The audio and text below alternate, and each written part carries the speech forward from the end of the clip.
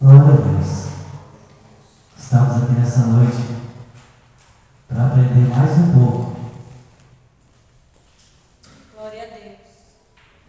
E nessa noite eu quero a participação dos irmãos. Amém? Estamos aqui na escola bíblica dominical. Então a participação de vocês é fundamental. Pode perguntar, dar algum exemplo e assim sucessivamente. Vamos lá, irmãos. Lição de número 4, 22. O verdadeiro discípulo é submisso à sua liderança. Os irmãos podem dizer, tá? Eu elaborei um trabalho aqui, irmãos. Eu vou ser bem breve, não vou ficar muito. Eu fiz um resumo rápido, porque esse título aqui você já conhece. E esse título é fácil de você entender. E eu tirei um pouco para você entender que o verdadeiro discípulo é submisso à sua liderança. A lição de hoje nos traz um assunto muito importante na vida cristã, especialmente para aqueles que pretendem assumir cargo na obra de Deus.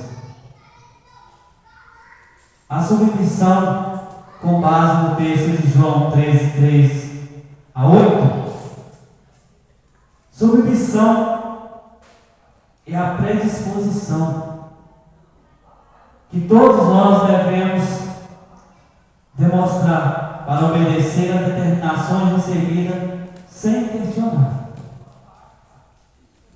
Eu acho que nessa noite cada um de vocês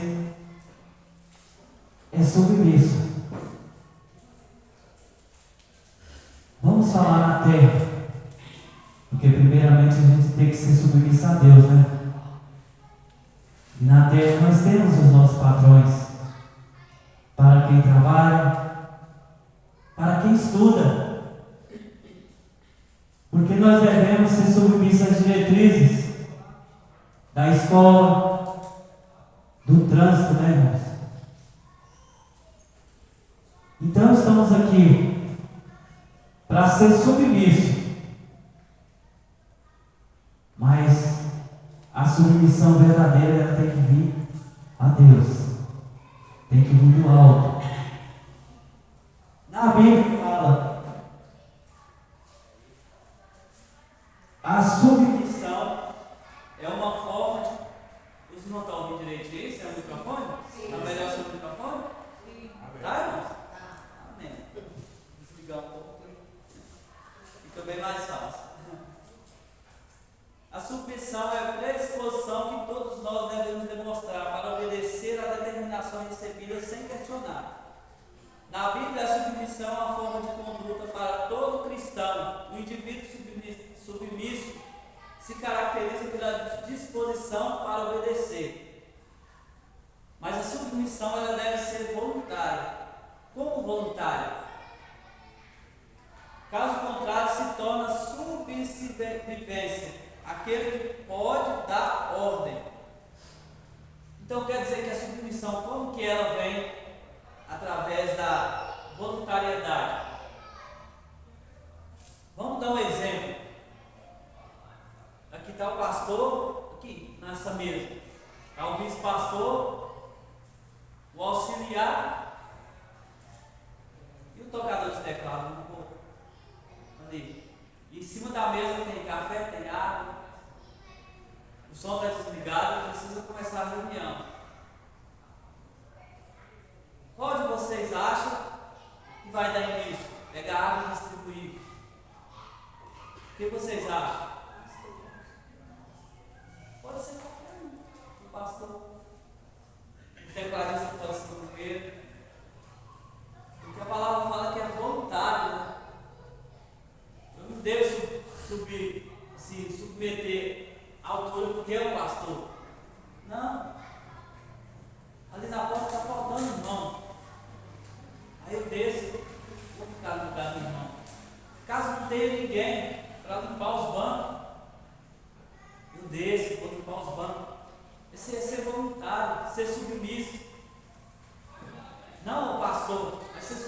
Deus. Nós estamos trabalhando na obra. E o dono da obra, você pode ver ele através da sua voluntariedade. Não é porque o pastor está vendo que eu vou fazer. Aí se torna poder. Ser servo, né? Servir. Escravo, né? Ser escravo. E não ser voluntário, não. Ser voluntário é você levantar, ajudar alguém, pegar, fazer, sem se preocupar de ser elogiado. E aqui na revista aqui, ó, fala que o motivo de oração, ore para que o discipulador seja tentado a usar o ministério para a glória pessoal, não tentado, né, para usar a glória pessoal. Porque tem vários aí que usam para a glória pessoal, né? E nós que estamos aqui nessa noite, eu creio que não.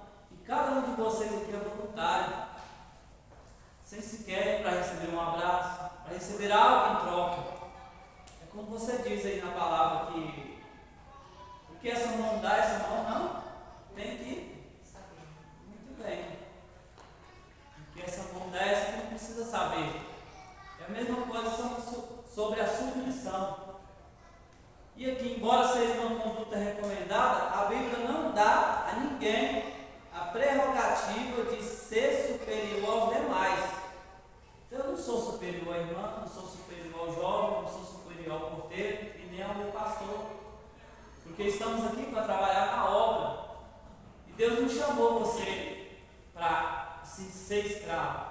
Ele chamou você para ser voluntário na obra dele. Ele não força você a trabalhar para ele. E se você trabalhar para ele, você tem que ser submisso a ele, ao Senhor. Como que você trabalha no Senhor não é submisso a ele? Aqui também, ele fala aqui, ó, que na Bíblia, quem quiser ser o mais importante deve se colocar à disposição para servir a todos. É como o vice-pastor falou aí, o vice-pastor Frederico, falou que nós, assim que nós começarmos a trabalhar com o Senhor, nós temos que lavar vários pés. Não só o pé do pastor, não só o pé do líder maior, mas nós temos que lavar o pé de todos. Você veio aqui para servir, não para ser servido. Assim diz Jesus, quando ele veio na terra, quando ele veio para servir, não para ser servido. O exemplo que foi falado pelo nosso pastor na palavra, né? Jesus se dispôs a lavar os pés dos discípulos. Mas como? Ele teria que ser, aliás, os discípulos teriam que, né, lavar os pés dele, porque ele é Deus, ele é o Senhor. Mas ele falou, não, se você não aceitar eu fazer isso, você não faz parte de. Olha tanto que a humildade de Jesus toca. Nós temos que aprender a humildade de Jesus, né, irmão? É verdade. E aqui fala também, aqui, ó, lá em Marcos 10:44, fala assim: e qualquer que dentre vós quiser ser o primeiro, será servo de todos. Embora o propósito da lição tenha sido falar sobre a submissão à liderança da igreja, no comentário o assunto foi conduzido no sentido de ser submisso a Deus. Hoje nós temos a liberdade de escolher até a igreja onde for mais conveniente para congregarmos. O que não podemos é nos levantarmos contra quem estiver na liderança, seja da igreja ou departamento. Então quer dizer que no dia que eu quiser sair daqui, eu posso sair daqui, dessa congregação. Eu posso ir para um, para outro, para aqui ou para lá. Mas eu não devo sair falando mal da irmã, falando mal do vice-pastor, do pastor, ou levando qualquer coisa que fale mal da liderança, né? Qualquer coisa que fale da igreja. Porque nós estamos aqui para servir, não para ser servido. Então, se nós não conseguimos servir aqui, então vamos servir em outro lugar. Mas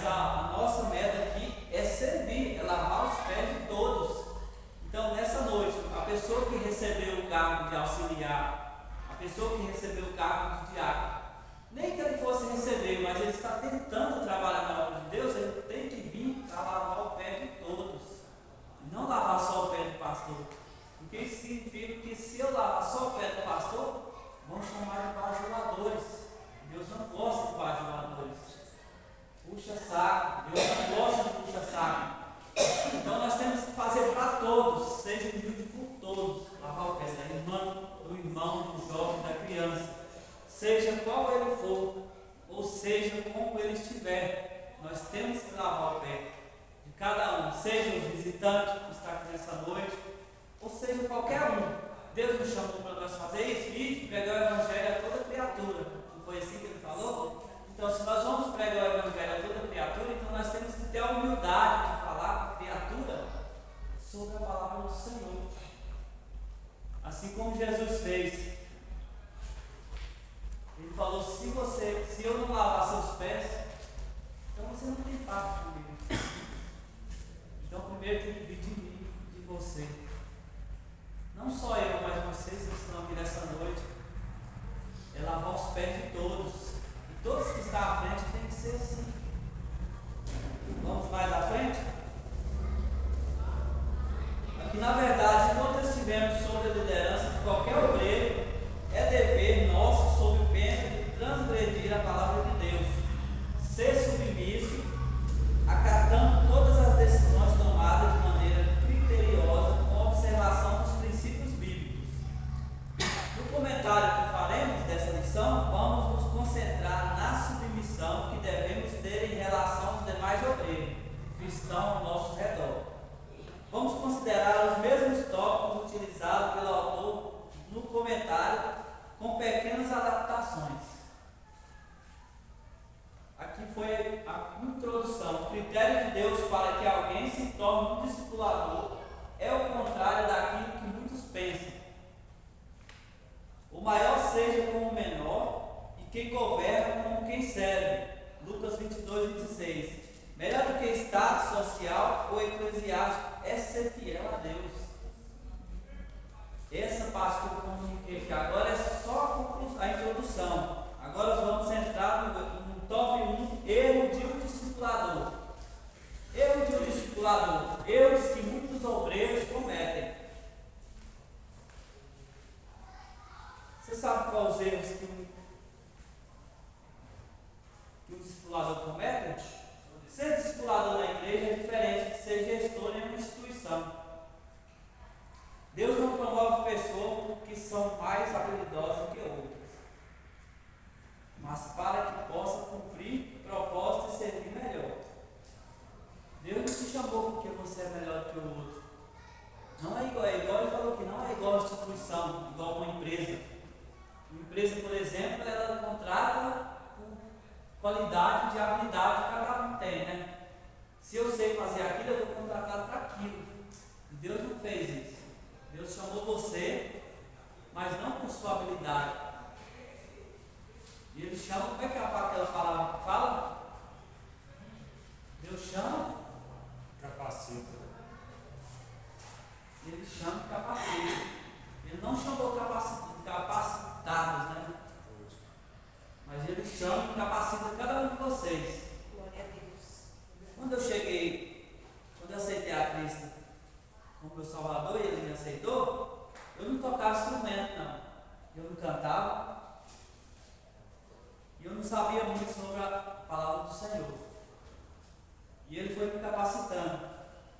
Me capacitou durante 1 ano, 2. E foi uma coisa de cada vez. Foi indo. Mas eu nunca deixei de se abater, porque Deus Ele chama. Mas Ele não fala para você que você vai receber pedrada, né? No começo. Senão a gente não ia. Deus chama, Ele não fala para você que vai ser tão difícil a caminhada. Mas ali você entra ali como se fosse um mar de rosa, porque muita gente aí fora pensa, né? E acha que O evangelho é só nossa, o evangelho é um mar de rosa, né? Quando eu aceitar Jesus vai ser tudo bem. Não é assim. A dificuldade ela dobra. Ela dobra e os pesares vêm sobre nós. Porque quando você está lá no mundo, ali está tudo normal, mas quando você passa a caminhar com Cristo, aí sim. É como se fosse uma árvore, né? Professor, onde que é a escola do Senhor? A escola do Senhor. Escola Bíblica Dominical. Terça-feira, congregação.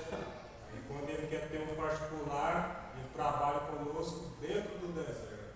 Aí muitos falam, acreditam assim, nossa, mas eu vou viver só no deserto? Não. Por quê? Da forma que o professor disse, ele nos chama, aí ele nos capacita para andar um determinado quilômetro. Aí daquele quilômetro a seguir, ele nos leva novamente para dentro da escola dele, do particular, capacita novamente e voltamos a caminhar. Então assim, a vida do cristão em si, ela é dessa forma. É igual eu vi um professor ensinando. A vida do cristão é como um relógio desse ponteiro.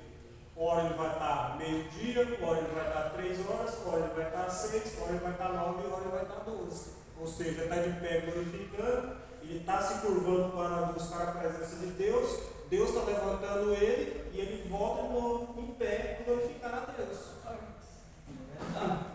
Jesus dá um exemplo para nós, né? Justo. De humildade, simples e humilde, né? Professor, como você falando aí que Deus vai chamar a gente, ele não fala, né? Eu lembrei de Abraão, quando Deus chamou Abraão, só falou que sai da tua parentela, faz-te uma grande nação. Não falou o que ia acontecer no caminho, no trajeto. Exatamente. O processo O processo às vezes é dolorido. a caminhada é dolorida mesmo. Jesus nos mostra aqui, ó, simples e humilde, mesmo diante da sua grandeza, ele foi humilde, né? Será que o ser humano seria capaz de ser como Jesus? Hoje, nos dias de hoje, se fosse um deputado, um cantor de grande renome aí, você acha que ele ia fazer o que Jesus fez? Lavar os pés de toda a multidão? O pé do mendigo, fedido, semana aqui no lado? E aí, teria coragem? Mas Jesus foi simples e humilde, mesmo diante da grandeza que ele é, né? Diócrates errou ao não considerar legítimo e único Senhor da igreja e agir conforme o seu entendimento, equivocado e humano. Isso foi o erro dele, né? Diócrates, ele errou. Ele achou que era ele, mas não era. Ele achou que ele poderia fazer. Os discípulos servem o propósito, como desempenhar nosso ministério. A igreja tem um Senhor, a qual devemos obediência e submissão. Vamos para o 1.1. A soberba. Isso aí é forte, né? A soberba. A soberba é uma grande armadilha na qual muitos têm caído. Não são poucos os exemplos e alertas na Bíblia quanto ao perigo de uma pessoa ser dominada pela soberba. O discipulador orgulhoso é amante de si mesmo e acredita que suas ações, palavras e ensinamentos e outras qualidades são melhor do que a das outras pessoas. O poder sem submissão a Deus é perigoso, atrai piores e corrompe os melhores. O poder sem amor leva à soberba, e soberbecer é sacralizar-se. É um desejo perverso pela altura. Então quer dizer que a soberba, hoje tem muita gente soberba hoje, trazendo para o dia de hoje.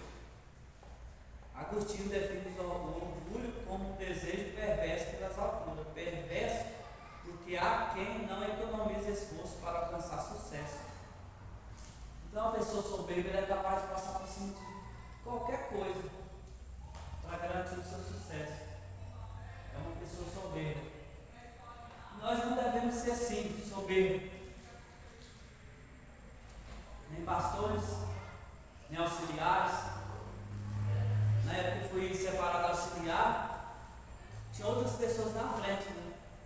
Mas como eu não tinha aquela aptidão para a palavra e trabalhar na obra, na porta, esse trem, eu deixei para outros, né, as vagas para outros. Aí eu comecei a ingressar na área da música, na casa de Deus.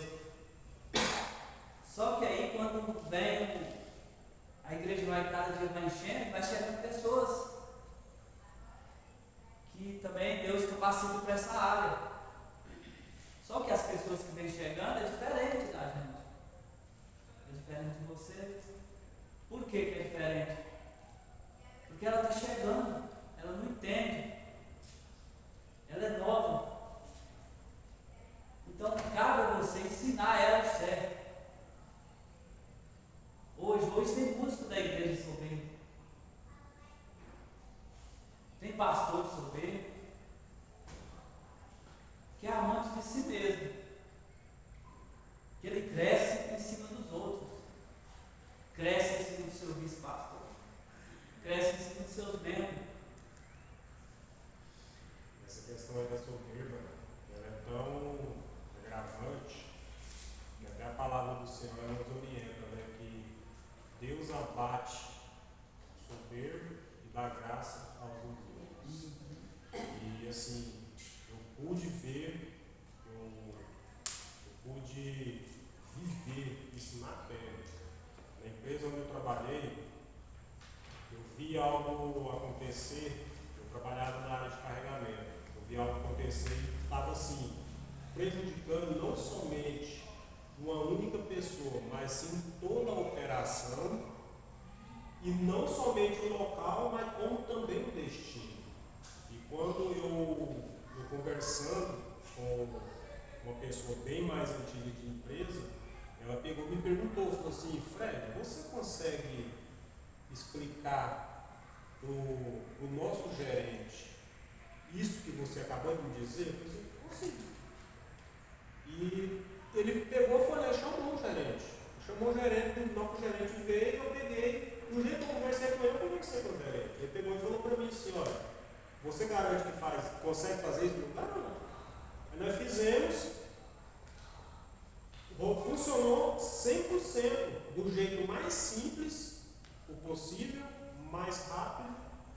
E aquela solução, ela atingiu um patamar tão alto que tinha outras pessoas por detrás que chegaram em mim depois e falaram o seguinte: falou assim, olha, Fred, você simplesmente fez tudo errado. Por quê? Nós estávamos nos preparando para poder fazer uma reunião para tentar trazer uma solução. Então, assim, eles já conheciam o problema, mas simplesmente todo mundo fazendo esse negócio. Então, isso aí gerou um grande problema. Então, essa questão da soberba aí, não somente no nosso dia a dia, no meio do convívio de trabalho, mas também dentro da congregação, assim como o professor está dizendo. Irmãos que querem obter a função do próximo e é capaz de fazer qualquer coisa. Exato. E nós devemos lembrar, né, que foi Deus, por sua graça, que nos chamou, né? Justo. Eu coloquei, destaquei aqui João 15, 16. Não escolhestes a vós a mim, mas eu vos escolhi a vós. E vós me enviei para que vades e dê fruto, e o vosso fruto permaneça, a fim de que tudo quanto meu nome pedires ao Pai, ele vos conceda. Então é o que eu estava dando um exemplo, né? Você é responsável pelaquele que você chama. Deus mandou você ir, aí trouxe um amigo, você é responsável pelaquele, ensinar aquilo. Aquele que Deus chamou. Para você ter uma responsabilidade sobre ele. Portanto, não devemos achar que por mérito nosso fomos escolhidos. No ministério não existe meritocracia, mas chamada pela soberania de Deus. O princípio de estar por trás da nossa escolha como obreiro é o mesmo que estava por trás da escolha de Israel como povo de Deus. Deuteronômio 7, 6 a 9. Porque povo santo és ao Senhor teu Deus. O Senhor teu Deus te escolheu para que lhe fosse o seu povo especial de todos os povos que há sobre a terra. O Senhor não tomou prazer em vós, nem vós escolheu, porque a vossa multidão era mais do que de todos os outros povos. Pois vós erreis menos em números do que todos os povos. Versículo 8. Mas porque o Senhor os amava, e para guardar o juramento que Senhor vos tirou com mão forte e vos resgatou da casa da servidão, da mão de Faraó, rei do Egito. E o 9: saberá, pois, o Senhor, que teu Deus, Ele é Deus, o Deus fiel, que guarda a aliança e a misericórdia até 1000 gerações aos que amam e guardam os seus mandamentos. É como ela falou lá sobre Abraão. O Senhor falou para ele que ele ia ser pai das nações, né? De muitas nações. E ninguém, ao ser chamado, pode fazer qualquer tipo de exigência ou de imposição para servir. Marcos 10:45. Porque o Filho do Homem também não veio para ser servido, mas para servir e dar a sua vida em resgate de muitos. E foi o resgate de nossa alma, resgate de nós.